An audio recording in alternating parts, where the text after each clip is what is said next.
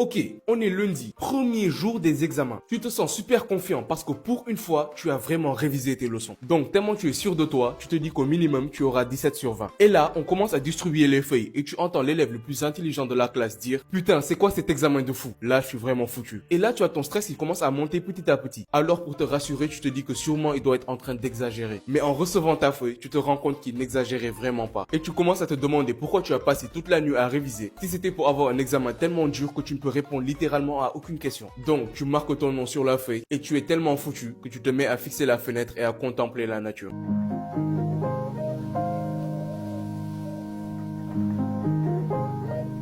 On a déjà tous vécu ce moment où la vie décide de te mettre une grosse claque sans prévenir, sans pitié, juste pour te rappeler que dans l'immensité de l'univers, tu es rien. Bref, vous l'avez compris, aujourd'hui on se retrouve pour parler des moments les plus hard de la vie.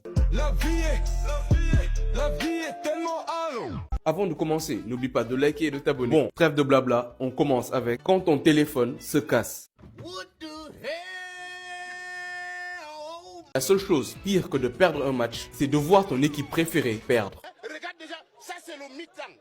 On nous mène 2-0. Et on part avec ce genre de coach. Il y a des choses bien plus graves qui peuvent nous arriver, comme avoir la calvitie. Ça vous choquera moins le fait que j'ai de la calvitie. Alors est-ce que c'est vraiment de la calvitie? C'est plutôt, je pense, une carence en vitamine D d'ailleurs.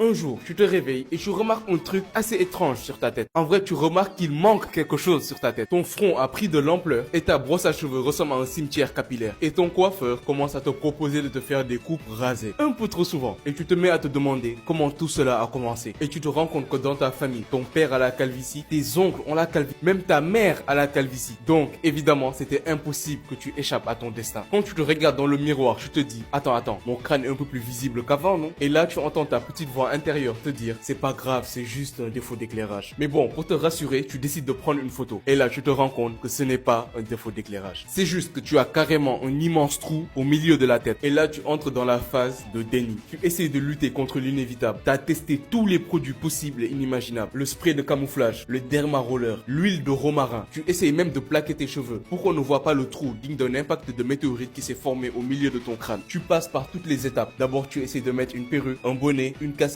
Tu deviens un professionnel en camouflage de calvitie. Et à un moment, tu te dis que le seul moyen pour que ta calvitie ne te fasse plus souffrir, c'est de l'assumer. Donc, tu pars chez le coiffeur et tu fais une boule à Z, sans même essayer de passer par la case Turquie. Mais au fond, il y a bien pire que de perdre ses cheveux. Il y a perdre sa dignité, par exemple, comme quand tu perds une bagarre.